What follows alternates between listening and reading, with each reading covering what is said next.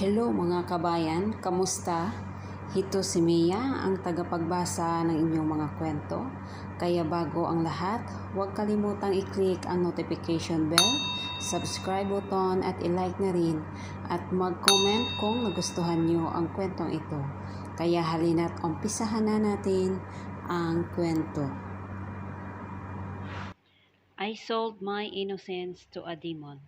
Chapter 67, Couple Shirt. Apple.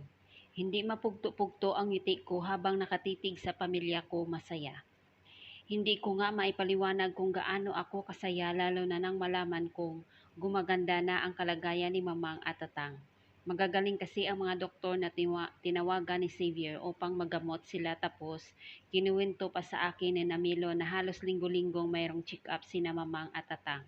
Tapos hindi na rin daw sila nauubusan ng gamot at mga pagkain dahilan upang mas bumilis ang pag-recover nila sa sakit. So sobrang saya ko at hindi ko na alam kung paano ko pasasalamatan ang lalaking kanina pa nasa isang dulo ang nakakatahimik. He let me have some time with my family. He celebrates Christmas with me and my family. Dahil sa nangyaring ito ay mas lalong tumaas ang paghanga ko kay Xavier. Yes, he is not gentle type of man na gusto naming mga babae, pero may mga katangian si Xavier na talaga namang mamahalin ko despite of his attitude. Kasalukuyang kaming nakaupo sa tabi ng Christmas tree at hito, pinamimigay ko yung mga regalong binili ko para sa kanila. Hihihi, nagulat na nga lang ako at mapagsipasukan ang mga tauhan ni Xavier dala ang mga regalong ito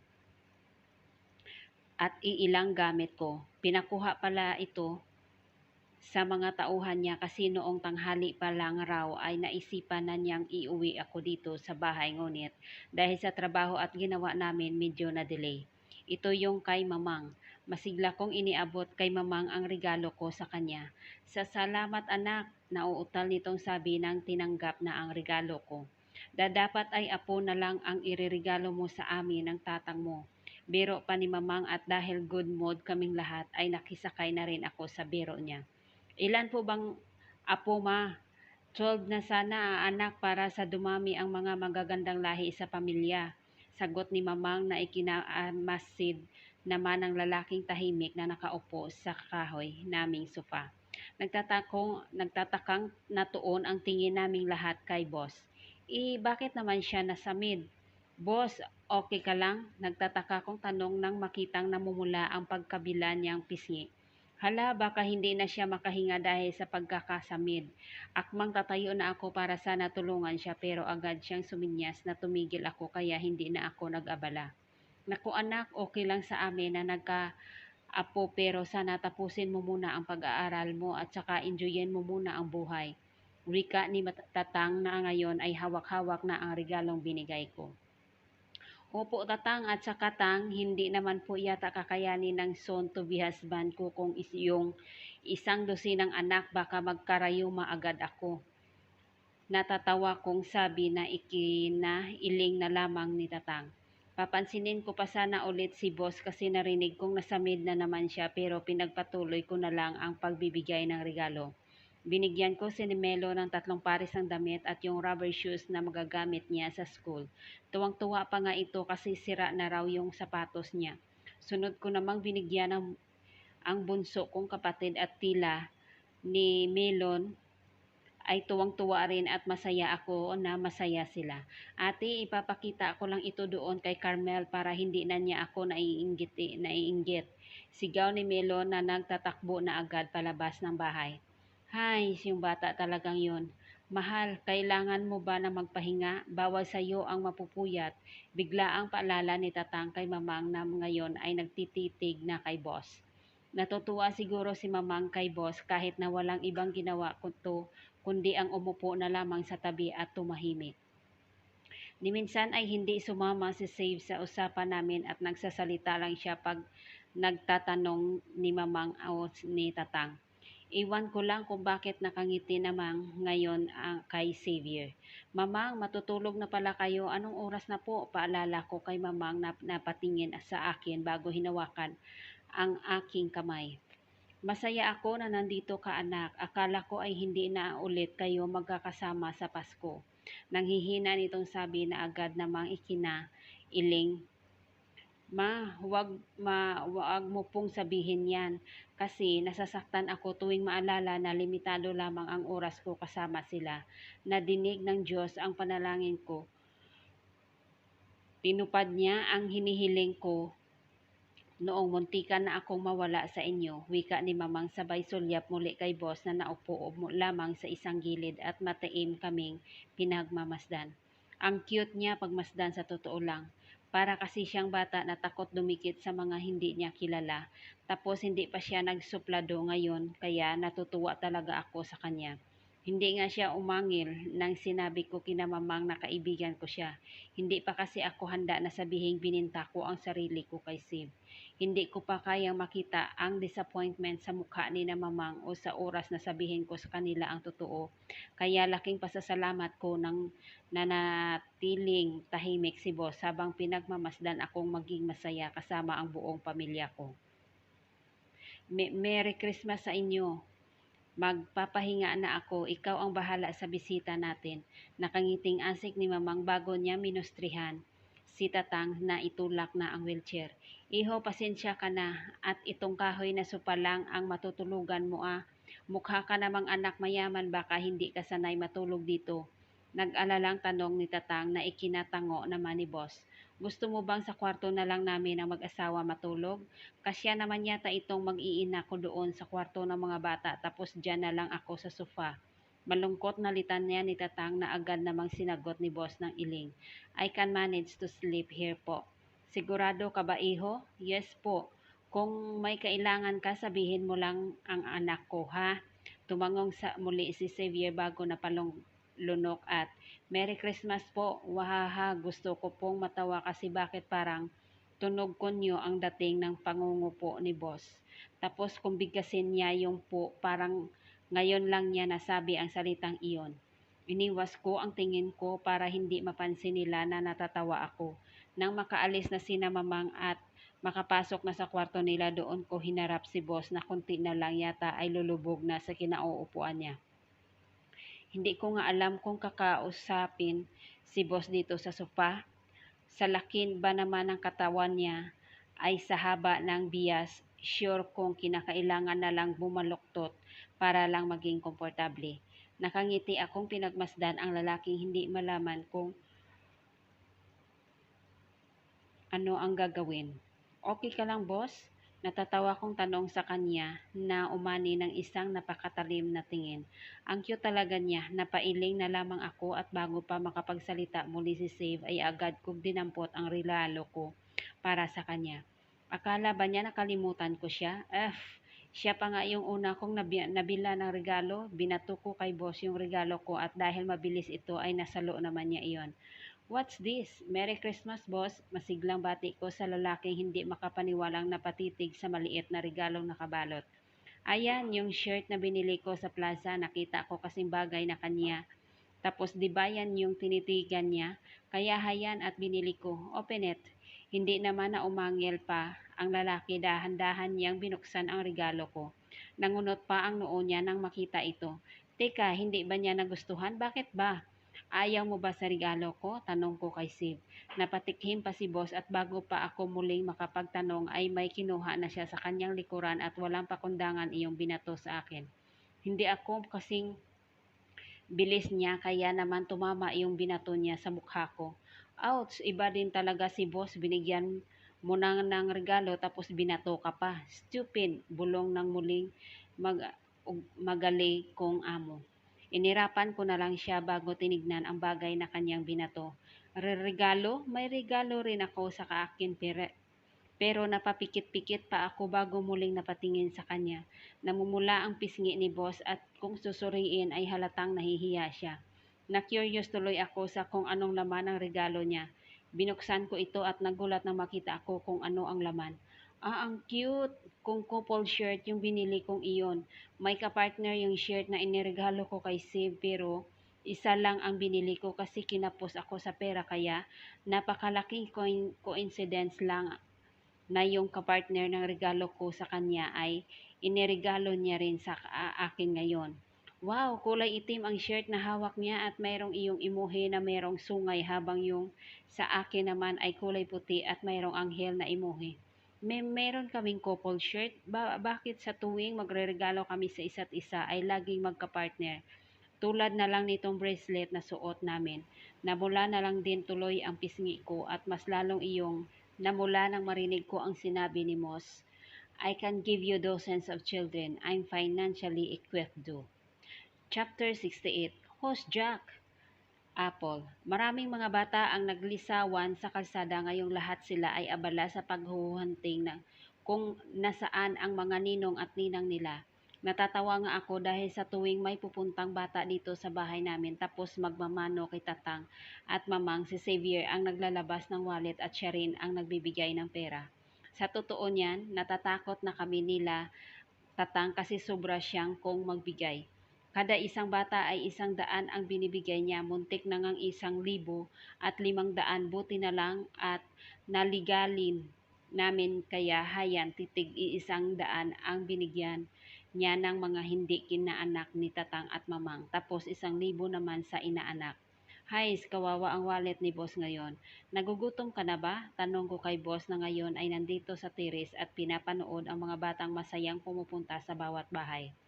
Gwapong-gwapo pa rin siya ito sa suot na simpleng shirt at pajama na hiniram na namin kay tatang. Ito yung pajama at damit ni tatang noong binata pa raw siya. Masinop talaga sa gamit ang tatang ko kasi kahit yata yung mga gamit noon ay nasa kwarto pa rin niya, nila mamang. Medyo bitin nga lang yung pajama at masikip yung shirt dahil payat si tatang noon. Kaya hito, hindi maiwasang pagpiestahan si boss ng mga kapitbahay namin kaninang umaga pa mayroong pinagkakalat na chismis. Idagdag pa na halos maglaway na yung mga kabataang napapadaan dito sa bahay namin tuwing makikita nila si Siv. Kanina ko pa nga tinitignan ang utak ni tatang baka magalit. Magamit ko nga yung Pasko yun. Sort of tinatamad na sa sagot sa akin ng lalaki. Napabuntong hininga pa ito bago ako tinatamad na tiningnan. Anong problema ni boss? Pansin ko kung kanina pa siya dito sa tiris ay hinihintay ba siya? Tinaasan ko ng kilay ang lalaki at nagkibit-balikat na lamang ako. Baka nagugutom nga lang. Pumasok na ako sa bahay at dahil nagugutom na ang bisita ko, ay pinainit ko na ang ulam na niluto namin kagabi at saka ako sumandok ng isang cup ng kanina. Nauuna nang kumain sina mamang at tatang kasi bibisitahin raw nila yung mga kumare at kumpare nila. Tapos sila Melo naman sumama na para magmano sa mga ninong at ninang nila. Iwan ko kung anong oras sila uuwi. Baka matagalan rin ang mga iyon kasi mahilig si tatang sa makipagkwentuhan sa mga kumare nila. Nang mainit ko na ang ulam ay inilagay ko na ito sa isang mangkok. Inayos ko ang lahat sa tray bago iyon punong-puno ng ingat na binitbit papunta sa teres. Kung nasaan yung bisita ko. Marami pa kaming kakainin kasi may spaghetti pang natitira. Boss, kumain na tayo. Ayoko kay boss nang mailapag ko ang isang tray ng pagkain sa lamisang nasa harapan niya. Gusto yata talaga ni boss dito kasi malamig ang hangin tapos napakapayapa ng paligid. Mukhang gusto rin naman niyang magstay dito kasi hanggang ngayon ay wala akong naririnig na kahit anong reklamo sa lalaki. Nakakapanibago nga, you're not a good cook, komento ni Save sa pagkaing iniinit ko. Sumubo siya ng kanin at ulam at saka iyon nginunguya-nguya. Ininit lang kasi yan, singhal ko sa ikinatigil naman ni boss sa pagnguya. O, may problema ba siya sa mga ininit na pagkain? Masarap naman yan kahit na ininit. Mukhang walang tiwala si boss sa pagkain ah. Nagsalubong kasi ang noon niya at akmang magrereklamo muli nang bigla na lamang may batang lumakad palapit sa amin. Oh, si Ivana to ah, ninang. Masiglang sigaw ng batang babae na halos kainin na ang suot niyang pink gown. Ang cute niya sa suot niya kasi para siyang princess sa isang fairy tale. Ivana, ang laki mo na. Masaya kong asik sa batang walang pakundangang yumakap sa akin. Sobrang saya ng mukha ako dahilan para mas lalo siyang maging cute. Idagdag pa din niya ang bungi-bungi ang ngipin nito at nakaterentas ang mahaba niyang buhok. Ina, inaanak ko itong si Ivana. Anak siya ng kaklase kong mag-asawa ng maaga. Hindi nga kami masyadong close ng kaklase kong iyon pero naging close lang kami noong dinamayan ko siya. Binubuli kasi siya ng iba pa naming kaklase. Kesyo maaga daw itong nagbuntis at nagpakasal. Hay, ganon talaga ang mga tao eh. Pag may nagawa kang pagkakamali, ididiin kanila sa pagkakamaling iyon hanggang sa hindi ka na makaahon pa. Hindi naman kasalanan ang biyayaan ng anak dahil regalo ito. Ninang, Ninang, Merry Christmas po. Bati ni Ivana sa akin bago inabot ang aking kamay at nagmano. Merry Christmas, Ivana. Kamusta na ang mga mama mo? Ngumisi ang bata sabay hawak sa tiyan niya.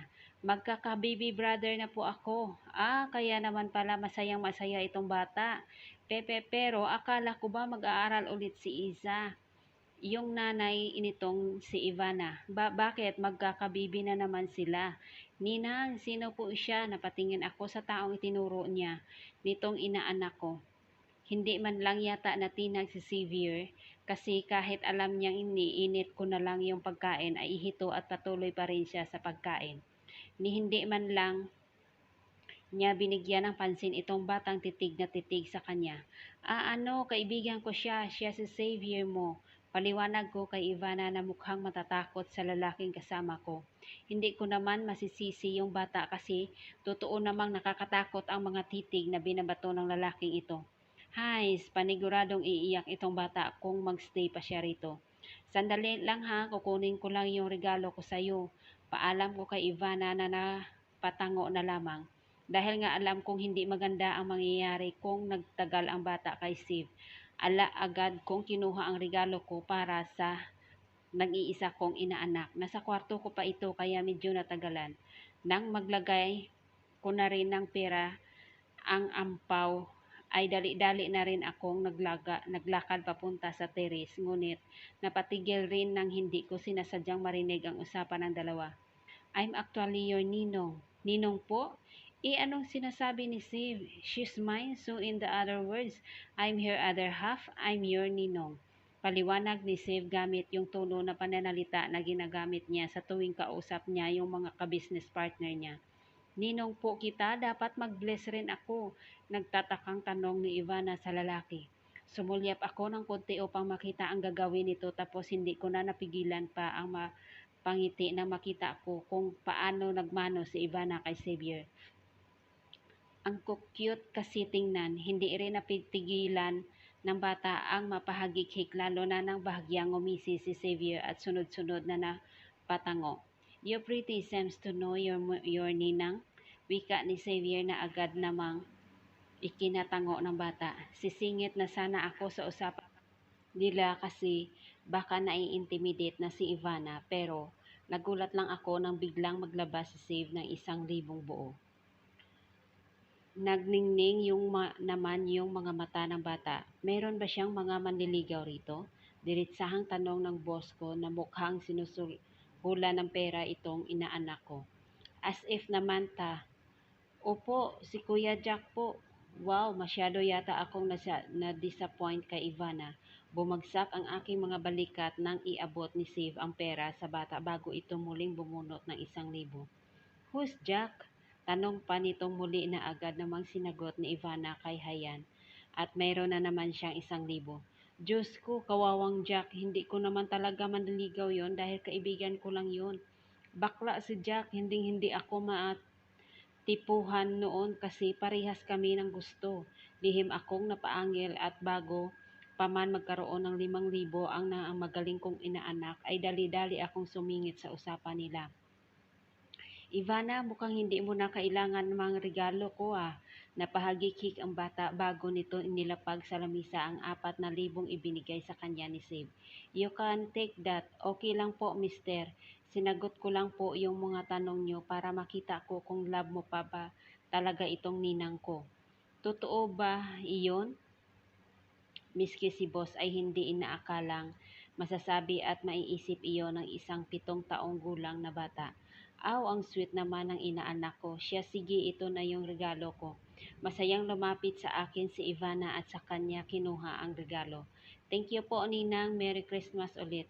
Tumango na lamang ako bilang sagot pero hanggang ngayon ay hindi mapalis-palis ang ngiting na nakapaskil sa aking labi. Ang saya talaga pag may kasama kang bata. Lumakad na paalis si Ivana kasama ang iba pa niyang mga kaibigan na mukhang isinisilip na yung regalo ko para sa bata. Iisa lang talaga ang inaanak ko pero baka madagdagan pa iyon lalo na ngayong mayroon kaming mapagbigay na Santa Claus. Who's Jack? Chapter 69. The Devil's Jealousy. Apple. Who's Jack? Tanong ni Xavier bago nito muling hinarap ang pagkain at tahimik na pinaglaruan ang kutsara nun. Bakit naman magiging interesado siyang malaman kung sino si Jack? Ikaibigan ko lang naman si Jack at saka akala lang ng iba na nanliligaw ako noon pero hindi. Mahina noon napatawa at akmang ipapaliwanag kay Xavier kung sino si Jack nang bigla na lamang umalingaw-ngaw sa paligid ang tunog ng gitara. Kunot noo akong napatingin sa direksyon kung saan nanggagaling iyon. Oh, speaking of Jack, nandito na pala siya. Akala ko ay hindi siya seseryosohin yung bata ko na ipapakaladkad ko siya kina Melon kung hindi siya pupunta rito. May regalo rin kasi ako sa kanya. Baby, I'm dancing in the dark with you between my arms. Pagkanta ng lalaki na animoy umaakyat na ng ligaw. Paborito ko talaga ni Jack na tumutugtog ng gitara at kumanta. Kaya nga hindi siya nabubuking ng tatay niya na bakla siya kasi kung kumilos at magsalita ito ay lalaki-lalaki. Pwera na lang kung kaming dalawa lang ang magkasama. Napailing na lamang ako nang pagmasdan ko ang lalaking maituturing ko ng kaibigan. Marami ang nagkakagusto sa kanya dito sa probinsya dahil bukod sa talented ay matalino rin siya ngunit para sa akin mas lamang pa rin si boss. Barefoot on the grass, listening to our favorite song. When you said you look a mess. Patuloy ni Jack sa kinakanta niya habang maitim na nakafocus sa akin ng malamlam niyang mga mata. I whispered underneath my breath, but you heard it. Dahan-dahan pa itong lumakad palapit sa akin at nang nasa harapan ko na siya ay isang malaking ngisi ang ginanti ko sa tipid niyang ngiti. In love na naman siguro ang baklang to. Sobrang ganda kasi ng tunog na nilalabas ng gitara at ng boses niya. Malayong malayo noong nag-break sila ni Mike, yung playboy na anak ni Senyora. Ang alam ko ay pinagtripan lang nila itong kaibigan ko. Hi, darling, you look perfect tonight. Nang matapos ng malantahin ni Jack ang kanta niya ay hindi na ako nag-aksaya pa ng oras at niyakap na ito. Nako, na-miss ko talaga siya.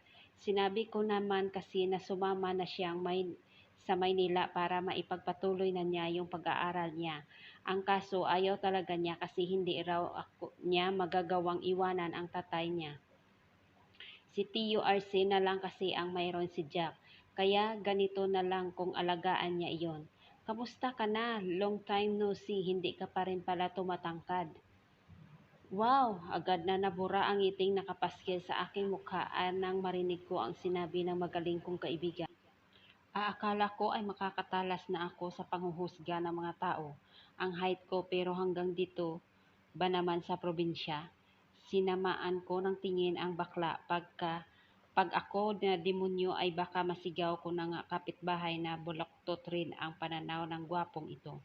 Oo nga, long time no see, hindi ka pa rin pala nagkakajowa. Ganti ko sa lalaki na agad namang nakapagbura sa ngisi niya. Gumaganti talaga ako minsan pero simula nang makilala ko si Xavier, pinipili ko na yung mga taong pwede kong gantihan. Gaga, sino yung kasama mo at ngayon ka lang umuwi? Napabulong na tanong ng lalaki sabay tingin kay Steve na nagmisto lang hangin nang dumating itong kaibigan ko. Tinignan ko si boss mula ulo hanggang paa at hindi ko maiwasan ang mapakunot noo nang makita ko kung anong ginagawa niya sa pagkain na nasa harapan niya. Hindi naman ganyan gamitin ang kutsara Bakit nakabaon sa baboy yung kutsara niya tapos yung tinidor naman halos tumagos na sa plato dahil sa diin ng pagkakahawak niya? Anong problema ni boss? Ayaw ba niya sa pagkain? Siv, ayaw mo ba sa pagkain? Tanong ko sa lalaking sunod-sunod na napailing bago binato ng nakakamatay na tingin itong baklang kasama ko. Nakakamangha dahil imbis na matakot si Jack ay namula pa ang pisngi nito. Hindi ba tumatalab sa kanya yung death glare ni Save? Para kasing kinikilig pa itong kasama ko. Sabihin mo sa kaya sa kanya na yung huling tao na tiningnan ni Save ng ganyan ay patay na. Baka sakaling mawala yung kilig sa mukha ni Jack at magtatatakbo siya palayo. Ah, ito nga pala si Jack, kaibigan ko. Tumango si boss ngunit hindi pa rin mapugto-pugto ang sama ng tingin niya kay Jack. Jack yan, nga pala si Xavier, kaibigan ko rin. Imbis na tumango si Jack ay tiningnan lamang ako ng bakla sabay kagat sa ibabang labi niya. Mukhang alam ko na kung bakit maganda ang tono ng baklang ito ngayon. Crush ba niya si boss? Hala, seryoso? Sinamaan ko na rin ng tingin si Jack at bago pa man ito makahirit ay agad ko nang hinawakan ang kamay niya. Mahirap na at baka kusang lumantad ang katauhan na tinatago pa niya sa napakabahabang panahon. Concern lang naman ako sa best friend ko. Hindi talaga ako nagsisilos nang makita ko kung gaano kalagkit ang titig na binibigay ni Jack kay boss. Actually, kung magkakatuluyan sila, baka magsiselebrate pa ako. Magsiselebrate ako kasi may bago ng tapunan ng sama ng loob si Steve. Ibaba mo yung gitara mo dyan at mag-uusap tayo. Singhal ko kay Jack na tila pinagpapantasyahan na ang lalaking nasa harapan namin. Kabaliktaran naman yung itsura ni boss kasi parang konti na lang ay isasaksak na niya yung tinidor sa lalamunan niya kasama ko. At dahil nga nararamdaman kong parang walang balak si Jack na sundin ako, ay ako na rin mismo ang kumuha sa gitara niya at saka iyon, inilapag sa lamisang nasa harapan ni boss. Kakailangan kong makausap ang baklang ito tungkol doon sa boyfriend niya at sa pamilya noon. Boss, kakausapin ko lang sandali itong si Jack. Enjoyin ko yung breakfast mo ha. Wika ko kay Save na hindi man lang natinag sa pagkakatitig sa amin ni Jack. Bumaba na lang yung tingin niya sa kamay kong nakahawak sa kamay ni Jack. Wala namang masama dito kasi magkaibigan lang kami nitong malalaking ito. Ay hindi ako magiging type ni Jack dahil nga lalaki rin ang gusto niya. Kumain ka ng marami, Save. Hindi ko na hinintay pa kung ano ang sasabihin ni Save dahil dali-dali na nga akong hinila at papasok sa sala namin. Hays, nakahingi rin sa wakas. Grabe kasi yung tensyon kanina. Nagtataka nga ako kung bakit hindi napansin nitong si Jack na kulang na lang ay papatayin na siya ni boss. Jack, yung tungkol sa utang ko kina senyora, may sinabi ba yung boyfriend mo tungkol doon? Oo, may utang pa kami kina senyora at dahil sa utang na yon naaapektuhan ang mga kapatid ko. Lalo na sa tuwing ipapahiya at sasaktan nila ni senyora. Wala naman kaming magawa kaso may utang kami sa kanila. At wala pa talaga kaming pambayad. Excuse me, nagsalubong ang kilay ni Jack nang marinig yung sinabi ko mukhang confused ito. Bakit? Nakalimutan na ba niyang may utang kami kina Mamang Kila? Si ating ipapaalala ko lang sa ex ko na yung lalaking yon, hindi na kami at never nang magiging kami. Mataray na singhal ng kaibigan ko na umaktong nasusuka pa. Hala siya, parang noon lang in love siya doon sa lalaking yon. Halos ayaw na nga niyang humiwalay sa lalaking yon tapos ngayon diring-diri na siya. Type ko na yung Dax na nasa labas. Masayang dagdag pa ng kaibigan ko na sinamahan pa nito ng simpleng pagkagat sa labi. Ah, si boss ang type niya. Hindi ko alam kung bakit pero bigla na lang ako makaramdam ng urge na dumampot ng kutsilyo at sumaksak ng tao. Pero bad yun kaya sinantabi ko na lamang yung pagkagustong iyon. Matamis kong initian si Jack at bago ko pa naman masinghalan ito ay pumasok na si boss suot ang nakakamatay niyang mga titig. Hindi maalis-alis ang tingin ni Save kay Jack. Naputo lang iyon nang tuluyan nang makapasok si boss sa kwarto naming magkakapatid. Nandun kasi yung mga gamit niya pero dito talaga sa labas siya natutulog. Nakakaawa nga kasi nakikita ko yung kagat ng mga lamok sa braso at liig niya.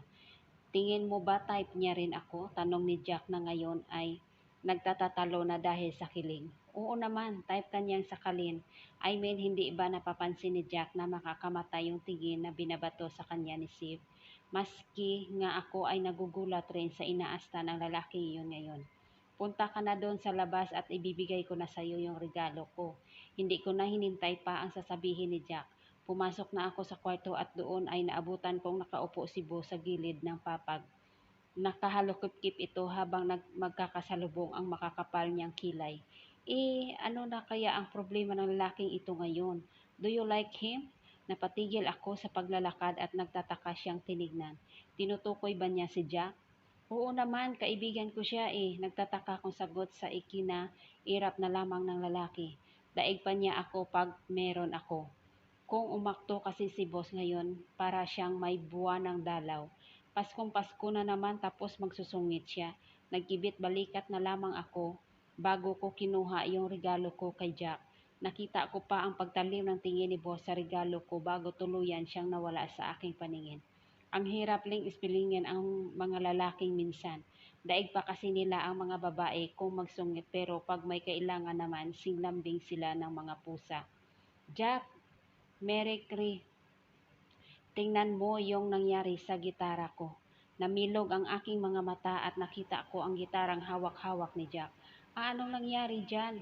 Maayos pa yan kanina ah. Namumutla na ang mukha ng kaibigan ko at yung ngiti niya kanina ay napalitan ng simangot nang matitigan ang sinapit ng gitara niya.